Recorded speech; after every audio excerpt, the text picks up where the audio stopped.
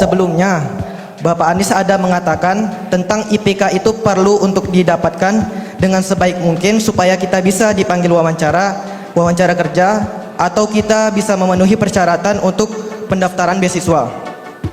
Bagaimana pendapat Bapak tentang pendapat seseorang yang mana dia mengatakan nilai atau IPK itu tidak perlu atau tidak menjamin seseorang itu menjadi sukses, sedangkan saya saja yang IPK 2,7 atau di bawah saya menjadi seseorang, bahkan menjadi menteri. Sekian, terima kasih. Kualitas pendidikan meningkat dengan semua faktor sama, kepala sekolah diganti menjadi lebih baik, maka pendidikan meningkat 12% minimal. Jadi efeknya jelas tuh. Jadi satu kuncinya kepala sekolah, dua guru. Gurunya harus guru-guru yang memang berkualitas.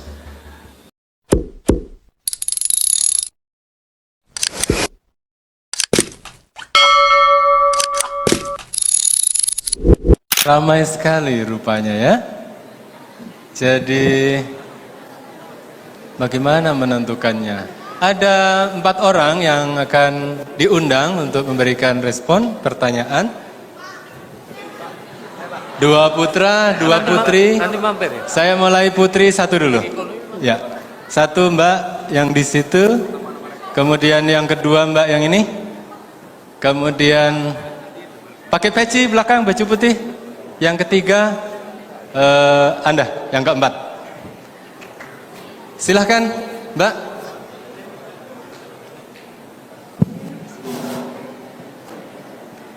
Baik, tolong kenalkan diri dan karena waktunya agak terbatas, jadi to the point ya.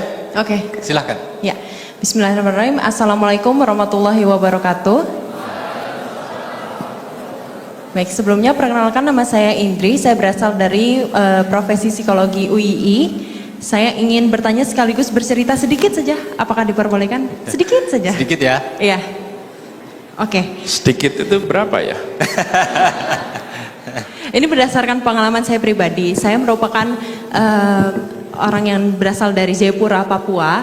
Nah, pada saat saya SD dulu, di sana saya merasa bahwa pendidikan itu biasa-biasa saja gitu. Jadi ya saya lumayan terbilang cukup pintar begitu ya kalau bisa dibilang. Nah, kemudian astagfirullahaladzim. Nggak pintar nggak masuk UII. Ya. Betul juga ya Pak ya. Terus kemudian tapi saya mengalami adanya perbedaan atau kesenjangan pendidikan ketika saya pindah ke Yogyakarta. Nah, setelah dari itu saya merasa langsung kayak, padahal apa yang saya pelajari di sana itu saya rasa sudah bisa saya tangkap gitu loh Pak. Tapi setelah di sini kenapa sangat berbeda sekali gitu, sangat senjang sekali gitu. Oke, so jadi pertanyaannya adalah, jika kemudian Bapak terpilih menjadi waduh, bahaya. Jika ada kesempatan lain gitu, dan kemudian Bapak memilih untuk menjadi pemimpin negeri ini, apakah yang akan Bapak lakukan untuk menyeratakan kesenjangan pendidikan itu yang sangat, ya saya rasa padahal di Jayapura sendiri itu nggak terlalu yang pinggiran banget gitu loh Pak, bukan yang pelosok banget, tapi di situ aja sudah mengalami kesenjangan pendidikan. Siapa namanya Mbak? Indri. Indri. Iya. Baik. Ini sekali lagi bukan acara desak Anies ya. Oh iya. Oke, cukup? Iya, jadi siapa tahu mungkin ada ide-ide dari Bapak itu bisa dimanfaatkan dan juga diaplikasikan di pemerintahan yang sekarang yang mungkin belum terpikirkan juga gitu. Ya, siap. Okay. Sebelum ke sini saya minta yang di belakang yang pakai baju putih tadi, pakai peci, silahkan. Ya.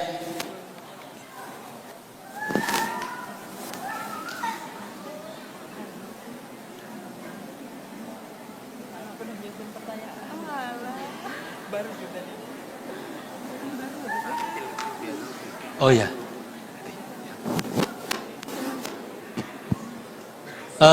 Sudah, Mas? Bisa? Mendekat saja, Mas, mendekat.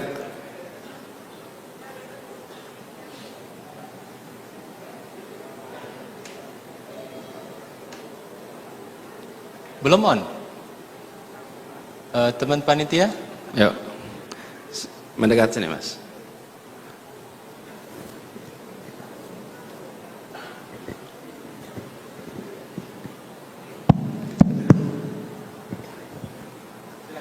Akses mikrofon tidak merata. Nih, keadilan sosialnya perlu Iya. diperjuangkan Iya, kayaknya nih ya. Silakan Mas. Cek. Baik, bismillahirrahmanirrahim. Assalamualaikum warahmatullahi wabarakatuh. Izin perkenalkan diri Pak, nama saya Rizky Nur Hakim. Saya berasal dari Kota Batam. Saya merupakan mahasiswa Universitas Islam Indonesia, Fakultas Teknik Industri, jurusan Teknik Industri. Izin bertanya Pak, untuk diskusi kita hari ini mengambil tema pendidikan dalam kerangka keadilan sosial. Sebelumnya, Bapak Anies ada mengatakan tentang IPK itu perlu untuk didapatkan dengan sebaik mungkin supaya kita bisa dipanggil wawancara kerja, atau kita bisa memenuhi persyaratan untuk pendaftaran beasiswa.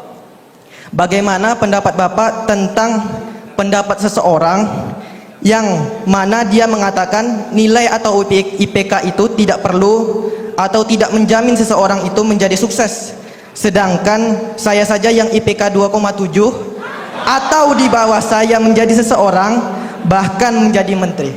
Sekian, terima kasih. Bahaya ini. Nampaknya selepet sarung ini nggak bisa berhenti nih ya.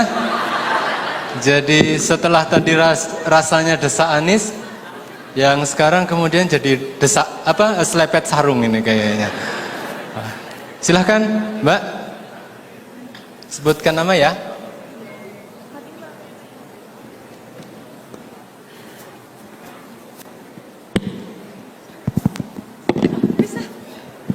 Baik, Assalamualaikum warahmatullahi wabarakatuh.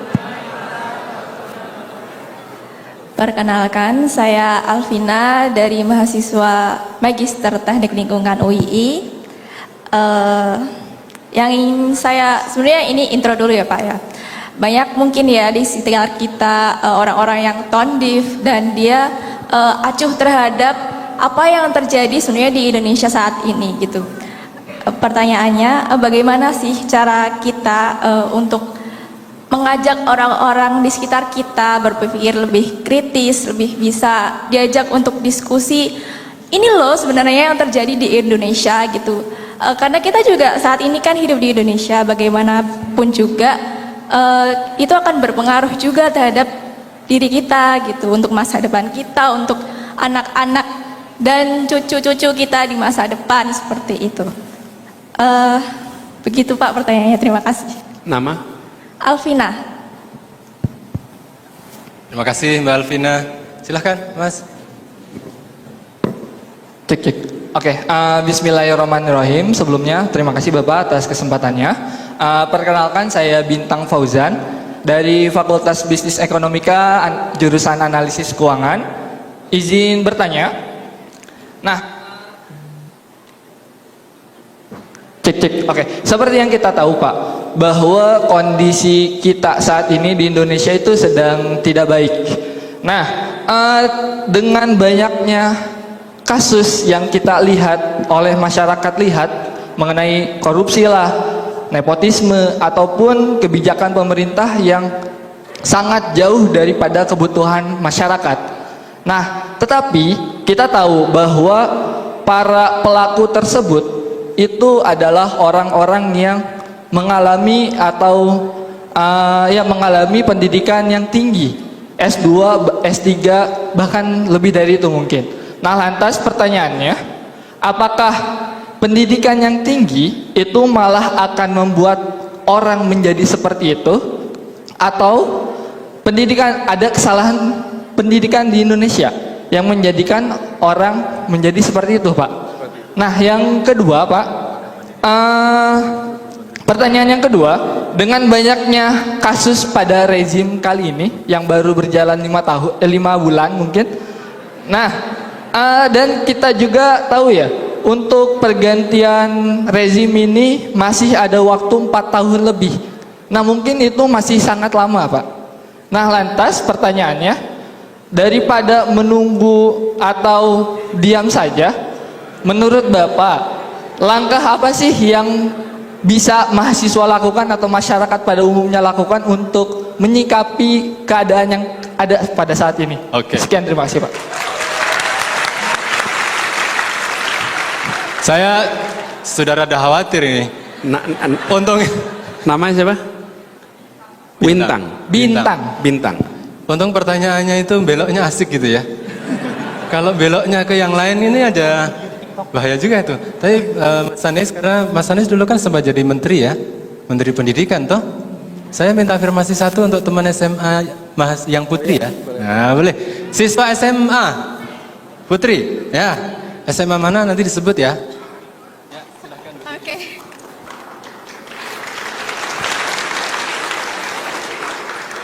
Oke, bismillahirrahmanirrahim. Pak Anies, perkenalkan nama saya Anindita dari Madrasah Mu'alimat Muhammadiyah Yogyakarta.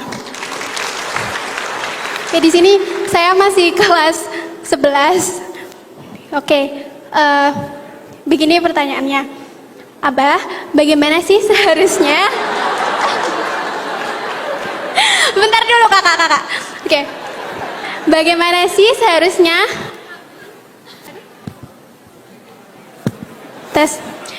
Bagaimana sih seharusnya kami, seorang pelajar, menggambarkan atau menginterpretasikan pendidikan di kerangka keadilan sosial di negara Indonesia untuk menjaga optimisme kami. Sedangkan keadilan sosial di negara ini sendiri masih kurang, banyak korupsi, demokrasi dipertanyakan, apalagi setelah kemarin disahkan UU Dwi Fungsi TNI yang mana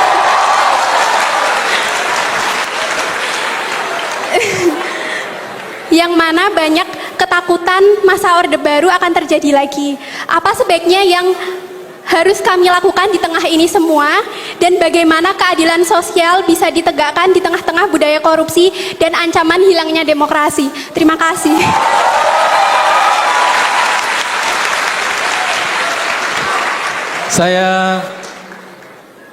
Saya ulang komentarnya Pak Anies yang kemarin ya, yang di Maskam itu. Nah, SMA lebih keren ini. Itu komentarnya Pak Anies yang kemarin.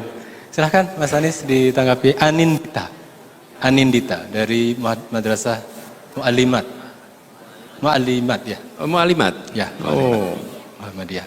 pantas. Silahkan Iya, Mas Anies. kalau mu'alimat, mu'alimin itu jago-jago tuh.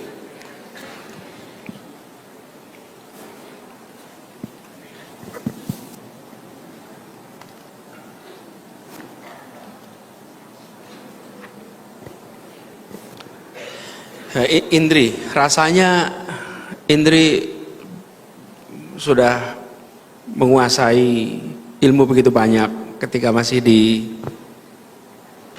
Jayapura ya. Ketika sampai ke Jogja kaget, betul ya. Ternyata gapnya jauh. Banyak nggak yang mengalami gitu? Banyak yang merasakan itu.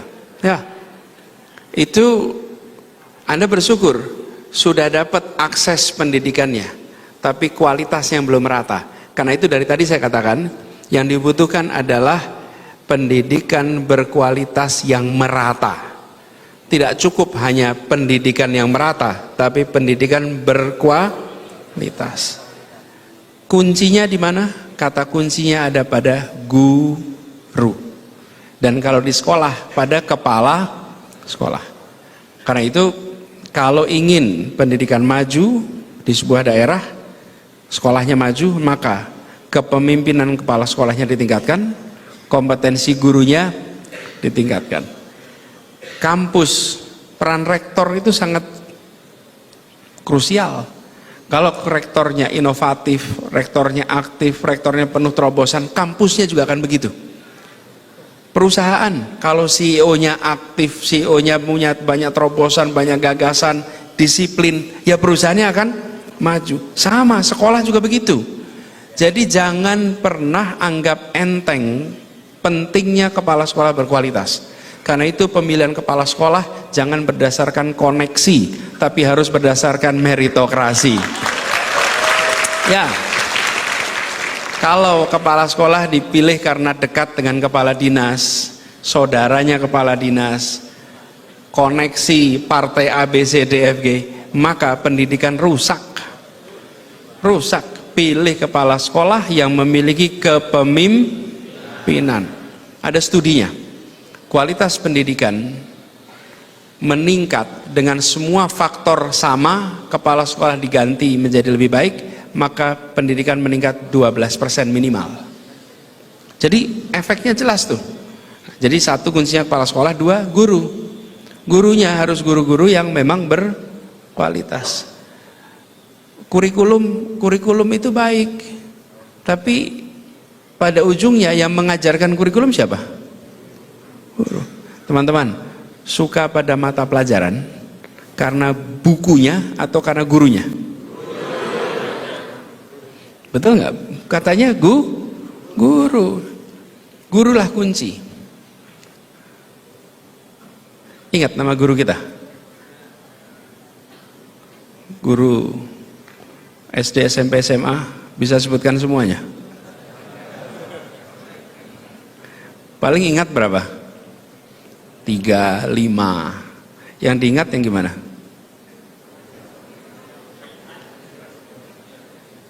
Yang menyenangkan atau menyebalkan? Betul kan? Nah, saya selalu pesan sama guru-guru, jadilah guru-guru yang menyenangkan, menginspirasi, karena itu akan diingat oleh muridnya seumur hidup. Nah, jadi kata kuncinya kualitas harus setara. Saya melihat peningkatan kualitas guru ini mendasar sekali, gitu ya, Indri. Yang kedua, Rizky.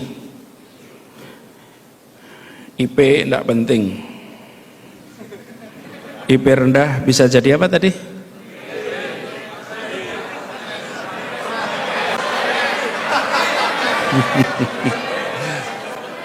Menteri apa? Ya.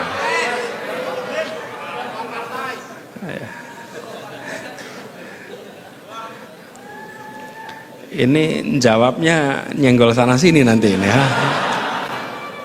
Jadi gini teman-teman. Iya, memang ada yang perjalanan hidupnya itu tidak melalui fase kampus.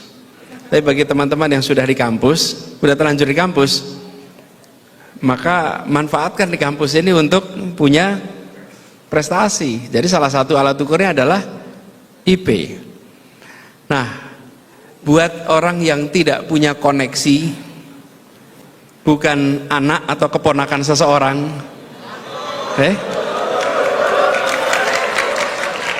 maka ya prestasi Anda lah andalannya, bukan? Kalau punya paman, punya ayah, tanpa prestasi, ayah bisa nggak apa-apa, betul tidak, betul? Tapi kalau anda tidak punya relasi, nah kita ingin Indonesia masa depan tuh Indonesia berdasarkan meritokrasi, bukan Indonesia berdasarkan relasi, betul? Ini setuju nggak setuju? Loh, ya kan? Kita kan ingin Indonesia ke depan itu Indonesia posisi berdasarkan prestasi, bukan posisi berdasarkan koneksi. Setuju? Nah, karena itulah maka di tiap jenjang ada ukuran-ukuran prestasi. Apakah IP tinggi penentu kesuksesan di masa depan? Belum tentu. Belum. Tadi saya katakan minimalnya supaya kalau Anda mau meneruskan S2 maka Anda bisa dapat beasiswa. Tapi yang penting ketika Anda kuliah dapatlah pengalaman sebanyak-banyaknya. Jangan hanya menjalani kuliah tapi mengalami kuliah. Apa bedanya? Menjalani kuliah ya sekedar menjalani, semua di ruangan ini menjalani kuliah, tapi pengalaman kuliahnya beda-beda. Ada yang sama-sama 4 tahun, tapi yang satu nilai pengalamannya 6 tahun. Karena dia aktif mengerjakan A, B, C, E, D, F, G selama 4 tahun. Ada yang kuliah 4 tahun mengerjakannya rutinitas saja. Itu tidak beda dengan kuliah 2 tahun. Jadi pengalamannya bisa beda-beda. Walaupun sama-sama menjalani 4 tahun. Ada yang punya pengalaman seperti kuliah 6 tahun, ada yang punya pengalaman seperti kuliah 2 tahun. Karena waktu selama 4 tahun itu dipakai untuk banyak sekali hal. Jadi saya ingin sampaikan teman-teman sekalian, buat Bung Rizky, selama Anda kuliah manfaatkan untuk tetap berprestasi. Nanti sesudah Anda selesai, Anda masuk dunia baru. Pada saat itu kepemimpinan Anda menentukan, integritas Anda menentukan, kemampuan membangun jejaring menentukan, kemampuan persuasi, kemampuan komunikasi, itu semua akan menentukan. Karena itu belajarlah, kembangkan itu selama di kampus. Jangan nanti. Saya sering sekali ketemu dengan teman-teman yang seangkatan yang cerita atau bersama-sama ketika masa kuliah menyesal karena dulu ketika kuliah tidak aktif, udah nggak bisa balik lagi kampus. Kan udah lewat masanya. Jadi itu ya. Nah, adapun seseorang bisa mendapatkan posisi politik, itu keputusannya bukan tangan saya, Mas.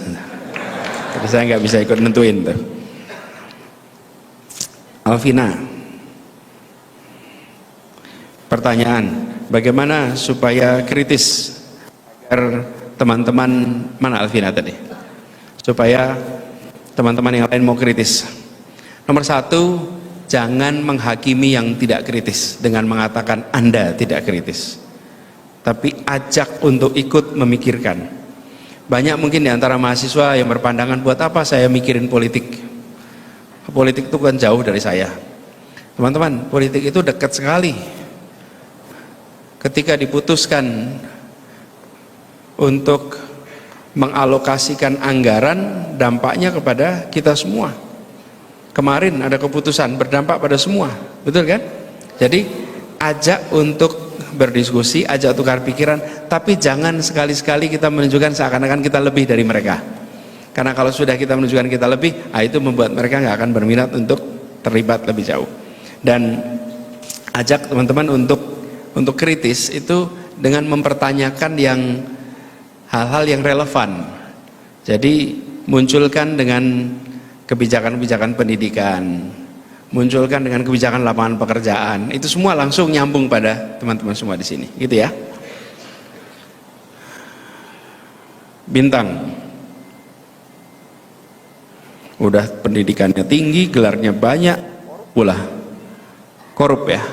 Terus pertanyaan tuh, apa yang bintang tadi ya? Apa yang salah? Teman-teman, kalau bicara ini, boleh nggak saya usul untuk menengoknya agak beda?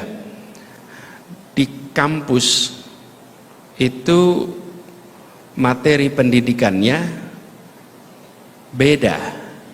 Kampus ini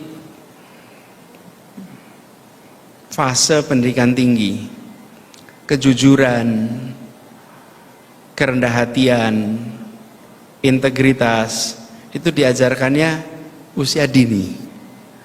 Jadi kalau ketemu orang korup, tanyakan dulu TK-nya di mana, dulu PAUD-nya di mana, dulu yang mengajari usia dininya siapa.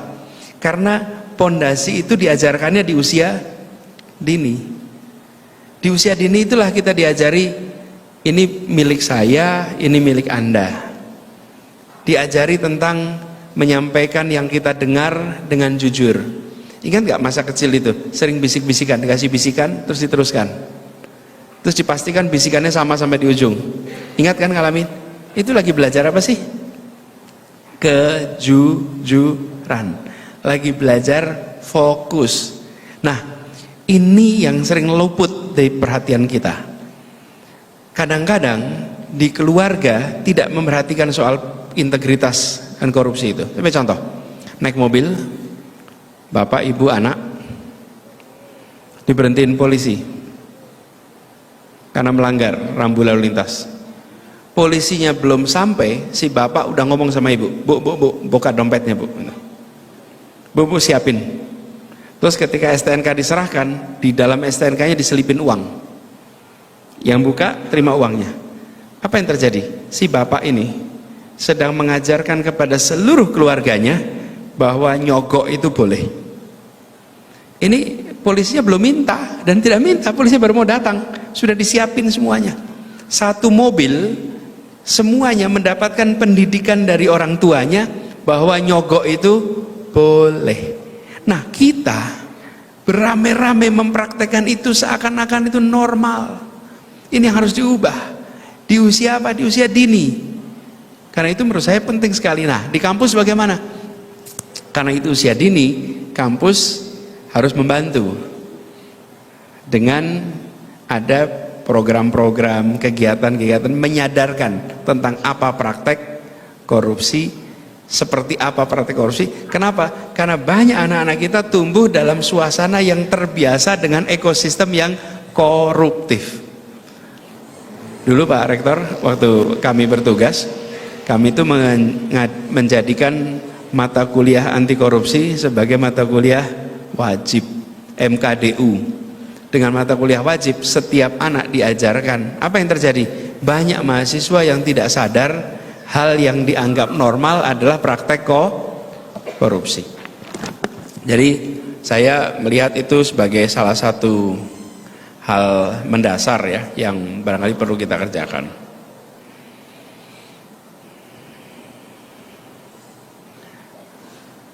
Kemudian pertanyaan kedua dari Bintang, 5 tahun itu lama. Masa sih lama? Lama ya 5 tahun. 5 tahun lama. Kalau disebut sekarang itu sudah 6 bulan masa pemerintahan, artinya sudah berjalan 10%. Kan separuh, setengah tahun. Dari 5 tahun, udah 10% nih jalan. Nah, apa yang kemudian bisa kita kerjakan? Teman-teman sekalian, yang bisa dikerjakan adalah kita menginginkan agar pemerintah melaksanakan semua janjinya. Jadi kita ingin pemerintah itu sukses melaksanakan janjinya. Apa janjinya? 19 juta lapangan pekerjaan, pertumbuhan 8%, rumah untuk miskin, orang miskin 3 juta unit, betul kan? Kemudian makan bergizi untuk seluruh siswa SD, SMP, SMA. Kemudian membangun fakultas kedokteran sebanyak 300 fakultas kedokteran baru. Itu adalah janji-janji yang baik untuk rakyat Indonesia, bukan? Ya, karena itu harus dilaksanakan. Dan menurut saya kita semua harus mendukung itu bisa terlaksana. Yuk laksanakan. 8% pertumbuhan, 19 juta lapangan pekerjaan, 3 juta rumah rakyat miskin, itu semua dikerjakan. Nah, jadi sebagai mahasiswa bantu memonitor, bantu itu terlaksana belum? Sudah berjalan 6 bulan, berapa rumah yang sudah dibangun? Makanan bergizi, bagaimana progresnya? Jadi bukan menanti dan menunggu, tapi menanti dan menuntut pelaksanaan. Okay? Nah, yang dituntut apa? Yang dituntut adalah pelaksanaan janji. Enggak ada yang salah. Dan menurut saya itulah seharusnya dikerjakan mahasiswa. Gitu ya, Bintang ya.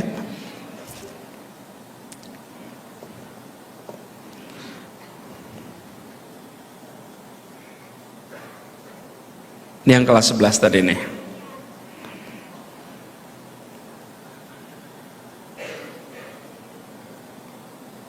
Menurut dia namanya Anindita. Anindita menyatakan bahwa korupsi itu mengganggu keadilan sosial. Iya, korupsi itu mengganggu keadilan sosial. Dan jangan dianggap remeh efek korupsi bagi keadilan sosial. Kenapa teman-teman sekalian? Karena kita memiliki ketimpangan antara perkotaan dengan pedesaan, antara Jawa dan luar Jawa. Dan praktek-praktek koruptif itu membuat mereka yang jauh dari pusat-pusat kekuasaan, pusat-pusat pemerintahan, makin hari makin tersingkirkan. apalagi pusat media. Saya beri ilustrasi. Kalau Anda memiliki usaha telur, peternakan ayam, ada telur, kira-kira korupsi itu berdampak nggak untuk pedagang atau peternak telur? Dampak nggak? Dampak. Ketika korupsi terjadi, jalanan menuju tempat pusat-pusat peternakan mudah rusak karena jalannya dikorupsi. Dan tidak ada peternakan ayam itu di pusat-pusat kota. Peternakan ayam selalu di daerah yang pedesaan dan dataran yang tinggi. Coba bayangkan, mengirim 10.000 telur sampai ke kota, sebagian telurnya pecah di jalan karena jalannya penuh dengan lubang. Kenapa jalannya penuh lubang? Karena jalannya dikorupsi. Bayang tuh.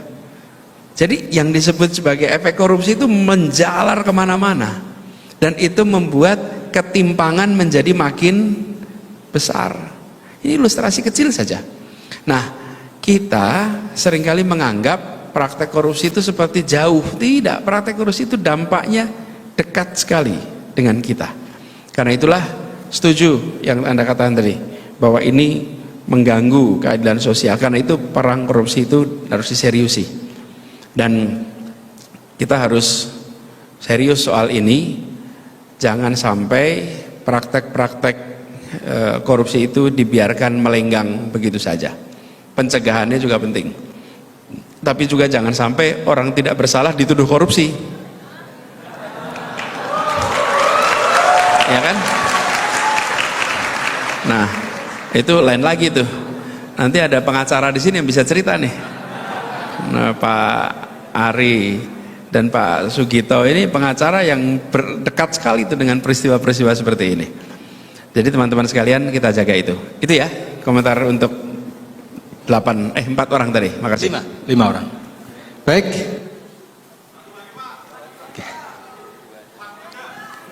Masih ada 2 kesempatan. 1 masih yang ini. 2. Oh ya, boleh Anda berteka. Ada 2, saya agak pendek ya. Silahkan Mbak.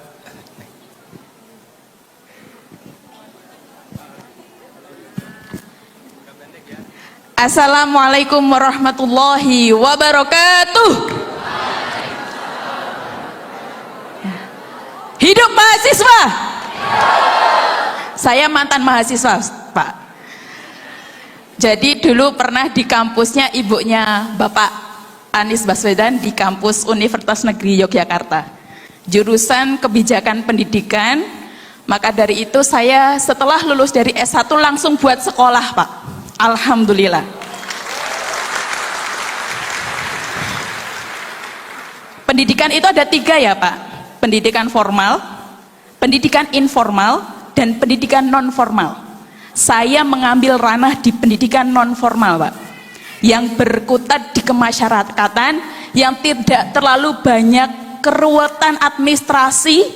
Bahkan saya membuka peluang pendidikan itu segratis mungkin untuk anak-anak saya, Pak. Saya guru TK, saya kepala sekolah TK non formal yang belum melirik untuk mendaftarkan kemanapun karena saya belum siap dengan tantangan administratif yang membuat fokus guru itu bubar, Pak. Kemarin yang kurikulum merdeka, setiap guru PAUD itu harus memfoto kegiatan anak dan menuliskannya. Itu banyak curhatan guru PAUD, Pak. Nggak jadi ngajar, cuma jadi tukang fotografi setiap hari. Karena kurikulum merdeka.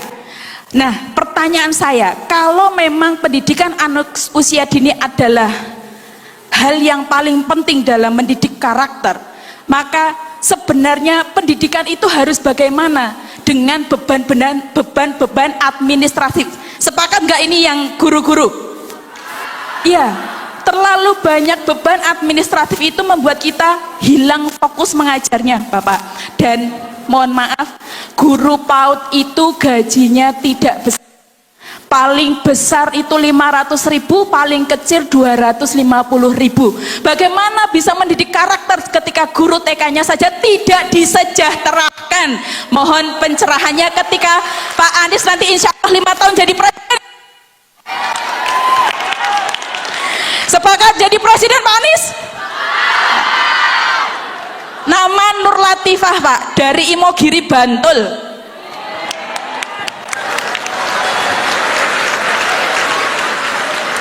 Sebenarnya saya sudah ingatin loh di depan, ini bukan desak Anies, ini diskusi akademik. Tapi saya itu terlanjur terbiasa didesak-desak terus. Iya. Nur Latifah. Kemudian silahkan Mas, agak pendek ya, silahkan. Ya.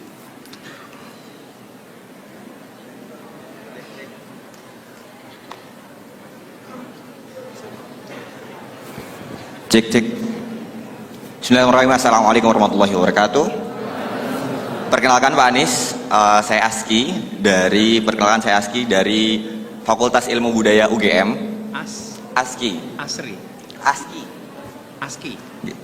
Pertanyaan saya Pak Anies, mungkin ini bagaimana pendidikan ini melahirkan aktor yang bisa menyelenggarakan keadilan sosial, atau bahkan lebih dari itu permasalahan tentang administratif dalam pendidikan.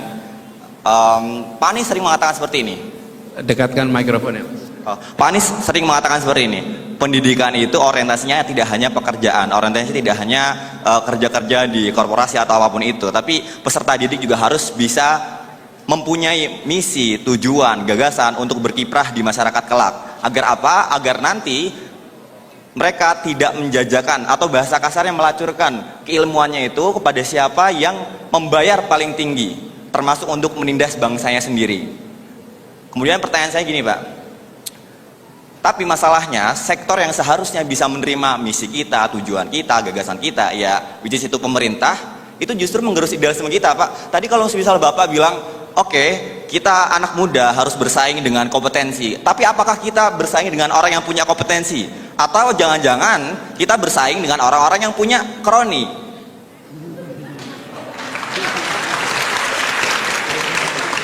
Saya paham bahwa yaitu meritokrasi yang salah satu hal yang hilang dalam negara ini. Tapi kalau boleh usul Pak, mungkin ketika nanti Bapak dimandatkan atau dikasih jabatan untuk dikasih wewenang, diberikan wewenang untuk mengurus negeri ini, apakah saya boleh usul, mungkin enggak yang namanya partai politik itu mereformasi penjaringan kader-kadernya dengan kerja-kerja kolaboratif bersama universitas? Karena menurut saya partai politik merupakan gerbang dari pemimpin negeri ini, bahkan ya atau setidaknya juga perlu sokongan dari partai politik.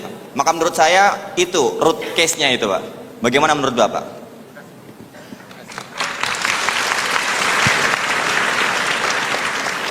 Ada 2 pertanyaan, Mas Anies, saya persilahkan. Nanti tolong mengakhiri sambil kita kembali ke atas karena akan ada penyerahan sesuatu dari UII.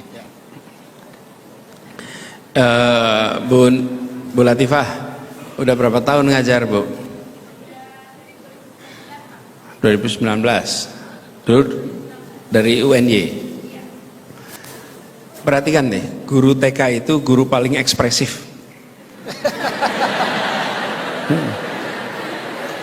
Betul ya, berarti ya. Betul. Coba kalau ketemu guru TK itu tangannya gerak, matanya gerak, wajahnya gerak, betul nggak? Makin tinggi pendidikannya, makin tidak ekspresif gurunya. Bener nggak tuh? Tapi kalau makin bawah tuh makin penuh dengan gerakan penuh. Coba perhatikan, saya selalu lihat kalau ketemu berbicara dari gaya bicara, ini guru TK, ini pasti guru TK ini. Kalau udah mulai agak serius, ini SMA ini. Apalagi fisika, matematika, itu lebih serius lagi.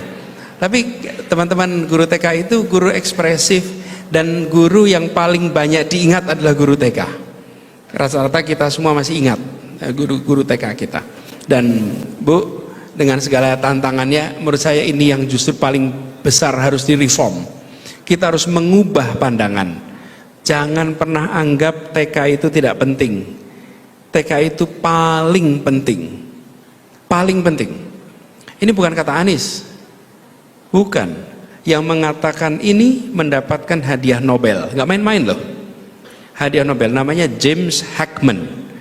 Dia seorang ekonom dari Universitas Chicago dan dia berhasil membuktikan bahwa investasi pendidikan yang menghasilkan return tertinggi adalah investasi pendidikan usia dini.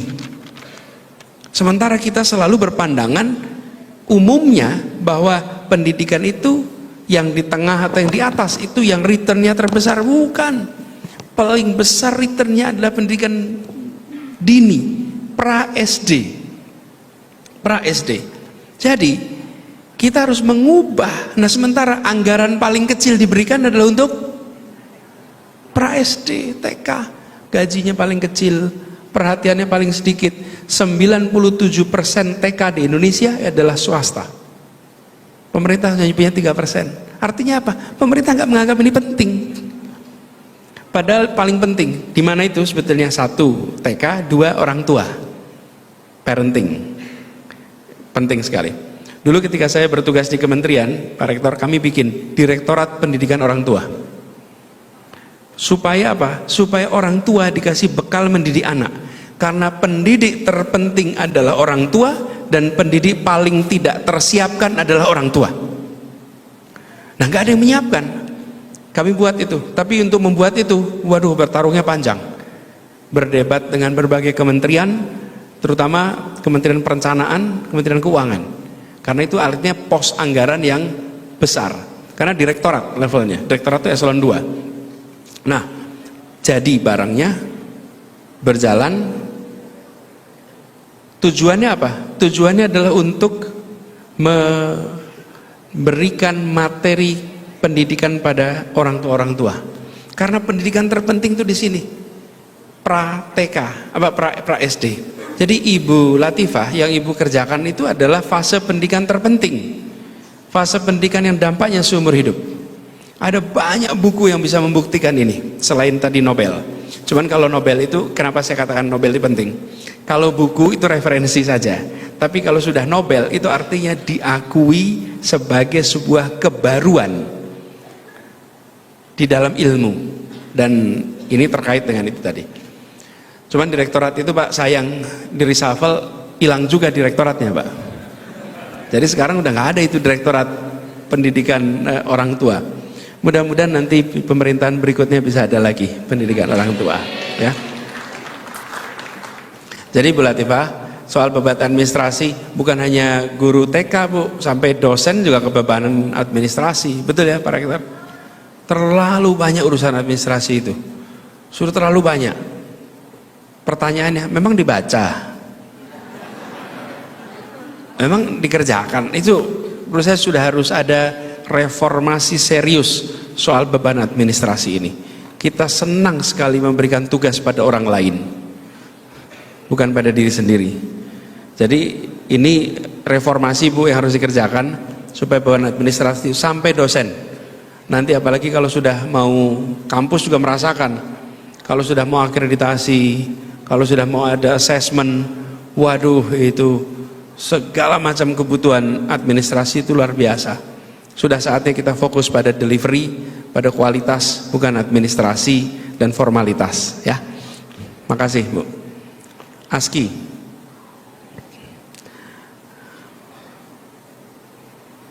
Seringkali lawan kita itu bukan teman-teman yang lain, tapi kroni, ya.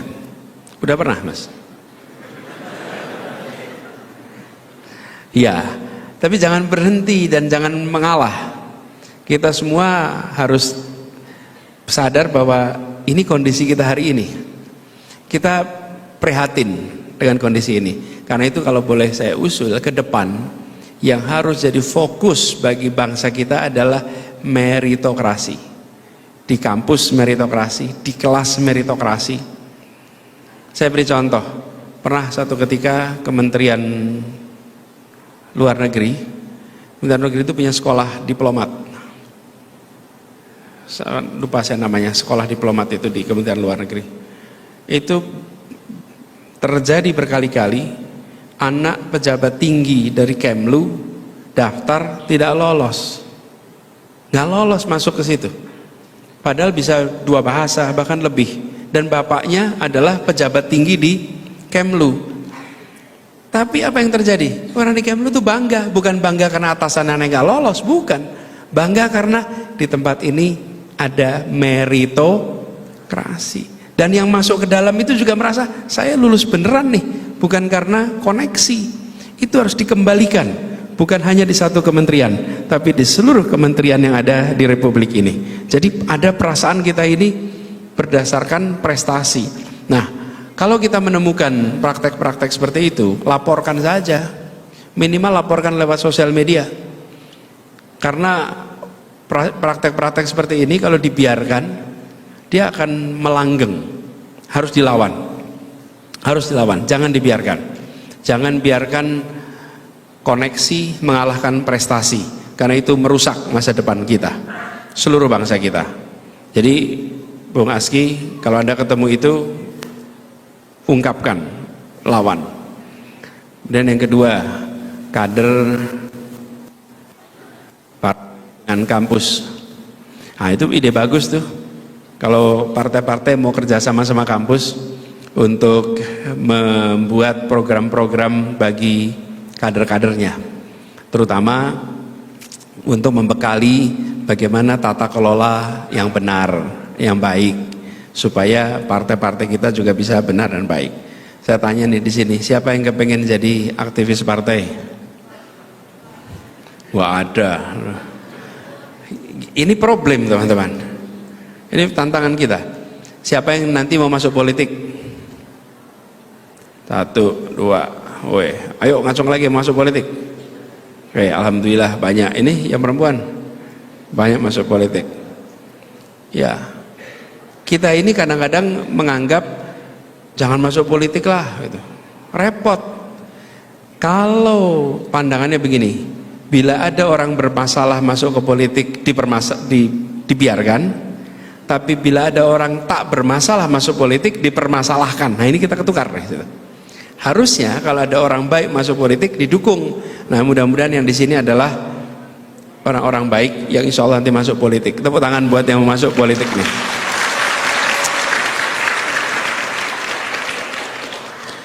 Oke, teman-teman sekalian, tadi ada juga saya diingatkan ini ada teks soal pertanyaan yang kelewatan dari Anindita tadi, itu tanya juga soal undang-undang yang baru keluar kemarin ya. Oh ya, UI udah menunjukkan sikap kan?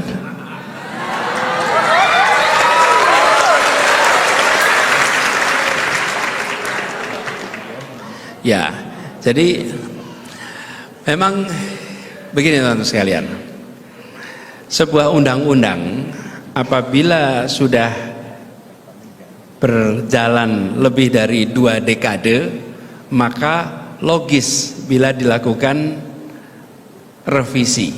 Betul kan? Sudah berjalan selama 2 dekade, bukan hal yang aneh.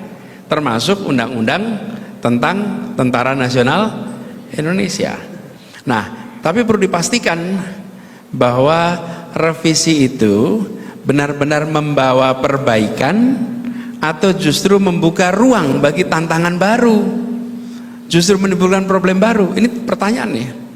Kita semua ingin agar TNI kita kuat, profesional, dan fokus pada tugas utamanya. Apa tugas utamanya? Menjaga pertahanan, menjaga kesatuan negara. Nah, dalam sejarahnya TNI selalu berada di garis depan. Untuk apa? Membela kepentingan rakyat, membela kepentingan negara. Apalagi nih hari ini kita di Jogja. Di Jogja inilah pusat perjuangan gerilya yang laskar cikal bakal menjadi TKR, BKR, kemudian TNI. Itu cikal bakalnya di Jogja. Kalau teman-teman ke bawah ke kota, ada perempatan Korem. Itu di perempatan Korem, sebelah selatannya sedikit, itu nanti ada sebuah tempat, tulisannya dulu besar, akhir rute gerilya Panglima Besar Jenderal Sudirman. nama-nama jalan di Kota Baru itu semuanya anak-anak usia SMA yang meninggal karena perjuangan untuk kepentingan rakyat, kepentingan negara. Nah, karena itu kita harus hati-hati ketika mengatur peran dan fungsi TNI agar tetap berada di koridor yang terbaik. Jangan sampai revisi ini justru membebani institusi pertahanan dengan tugas-tugas baru yang justru bisa mengurangi fokus utamanya. Karena fokus utamanya apa tadi? Pertahanan. Nah, jadi ada satu hal yang barangkali perlu jadi perhatian. Apa? Proses prosedur. Bagaimana proses revisi ini berlangsung begitu cepat tanpa cukup ruang bagi masyarakat untuk berdiskusi, untuk memahami, untuk mengkaji. Bahkan sampai dengan sekarang, setahu saya nih sampai hari ini, itu kita masih belum bisa mengakses draft finalnya secara resmi. Dan sebelumnya tidak banyak forum-forum yang mendiskusikan arah perubahan ini. Teman-teman sekalian, kebijakan yang lahir dari dialog terbuka dan lahir dari dialog mendalam akan memiliki karakter kebijakan yang matang karena dia didialogkan terbuka.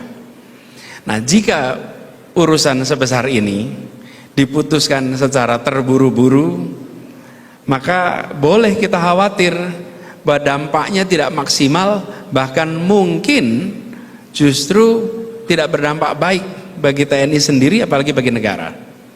Karena itu, kalau boleh saya berpandangan, jika revisi ini memang bertujuan untuk memperkuat TNI, maka kita perlu memastikan tidak ada celah yang dapat mengalihkan fokus TNI dari tugas utamanya. Sebutkan apa-apa saja rambu-rambu hukumnya, bagaimana memastikan tidak ada ruang bagi perubahan yang bisa membawa dampak di luar niat awal. Dan apakah revisi ini menyelesaikan problem-problem yang hari ini sering dirasakan? Apa itu? Meritokrasi. Bagaimana promosi bukan berdasarkan koneksi, tapi berdasarkan prestasi. Seseorang diangkat menjadi jenderal, naik menjadi komandan, naik menjadi panglima, bukan karena koneksi, relasi, famili, tapi berdasarkan prestasi. Pertanyaan, itu adalah diakomodasi apa tidak di dalam revisi ini? Sementara itu yang dirasakan. Lalu tentang kesejahteraan bagi prajurit. Jadi teman-teman sekalian, kalau boleh nih saya jawab, TNI itu milik rakyat. Karena itu semua yang dibahas terkait dengan TNI biarkan dibahas di warung kopi, biarkan dibahas di ruang diskusi, dibahas di ruang seminar, dibahas di ruang-ruang terbuka, bukan dibahas di ruang tertutup yang tidak diketahui oleh rakyat.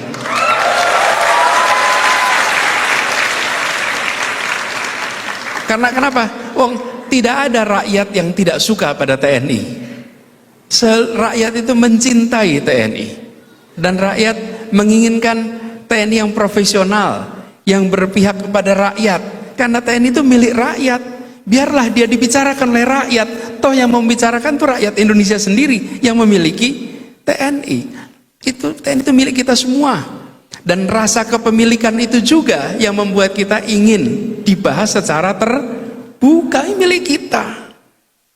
TNI adalah bagian dari rakyat, dan rakyat tidak pernah membenci TNI.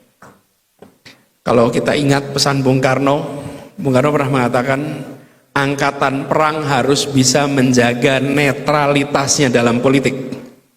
Itu dikatakan. Dan Jenderal Sudirman selalu menegaskan pentingnya kepatuhan pada pemerintahan yang sah, dan pentingnya menjaga profesionalitas sebagai garda pertahanan negara. Ini tuh prinsip yang dikatakan oleh bapak kita, orang tua yang memberikan pondasi kepemimpinan di TNI. Dan ini prinsip yang sudah diwariskan yang harus kita jaga.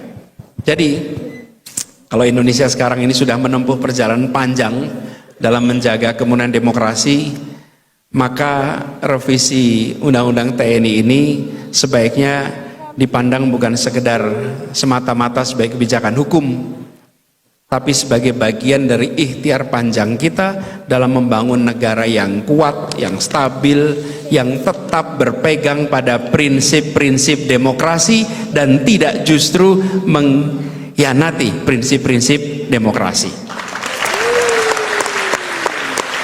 Jadi panggilannya adalah mari kita buka ruang diskusi yang lebih luas, lebih seksama, lebih partisipatif, agar kebijakan terkait urusan revisi ini membawa kebaikan bagi bangsa, membawa kebaikan bagi negara, membawa kebaikan bagi TNI. Kita punya pengalaman undang-undang yang dibahas secara terbatas, tertutup, hasilnya tidak matang. IKN contohnya. Kemudian omnibus contohnya. Kenapa? Diputuskan dulu baru terjadi perdebatan.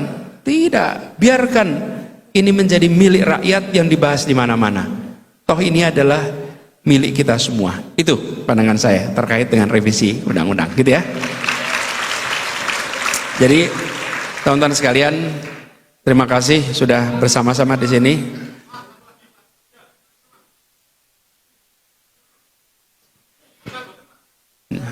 Semangat ya. Singkat. Tidak ada pertanyaan yang jelek, adanya pertanyaan yang panjang.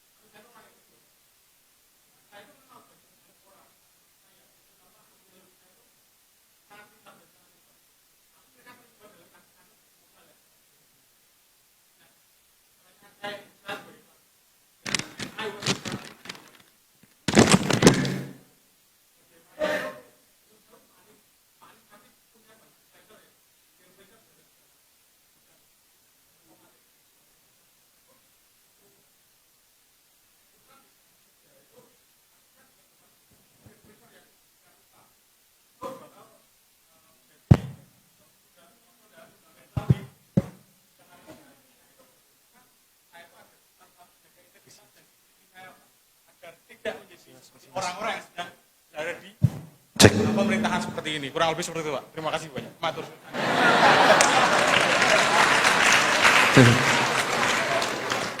Bantuan datang saat kebutuhan selesai.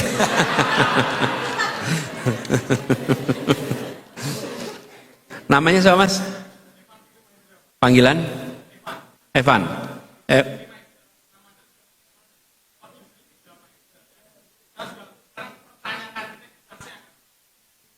Ya. Evan tuh tanya gini, bagaimana saya bisa menjaga integritas ya di tengah lingkungan peer pressure? Oh ya, teman-teman sekalian, mau diceritakan?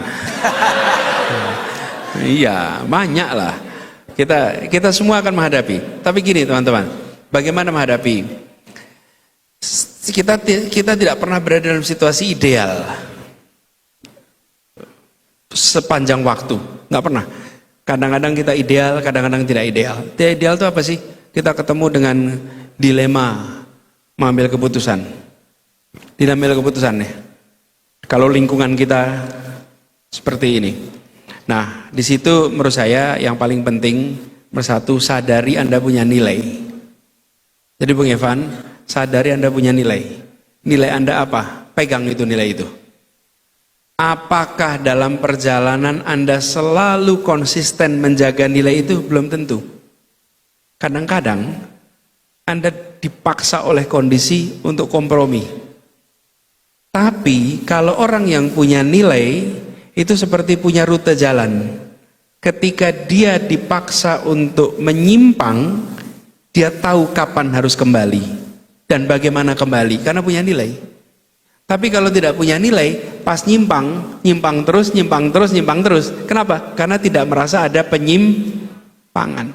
Karena itulah nilai itu penting. Nilainya apa? Nilai agama nomor 1 nih. Yang dikatakan benar dan salah itu furqon-furqonnya jelas. Batas-batasnya jelas. Nah, ada situasi di mana mungkin Anda harus kompromi. Kita tidak selalu berada di dalam situasi, saya sering gunakan kuadran. Mungkin Anda pernah dengar. Kuadran. 4 kuadran. Vertikal, sumbu vertikal, itu nilai. Sumbu horizontal, itu manfaat. Nilai itu apa? Atasnya benar, bawah salah. Ini 1 kuadran. Yang horizontal, baik dan tidak baik. Ini manfaat. Kita inginnya setiap keputusan kita itu benar dan baik. Dalam kenyataan hidup, kita nggak ketemu begitu terus. Kadang-kadang kita harus ambil keputusan yang baik tapi tidak benar. Kadang-kadang kita harus ambil keputusan yang benar tapi tidak baik. Ketemu tuh kenyataan begitu. Yang jangan sampai adalah keputusan yang tidak benar dan tidak baik. Nah, itu. Jadi saya sering analogikan yang sederhana sekali. Teman-teman apal jalanan di Jogja ya? Apal jalanan di Jogja?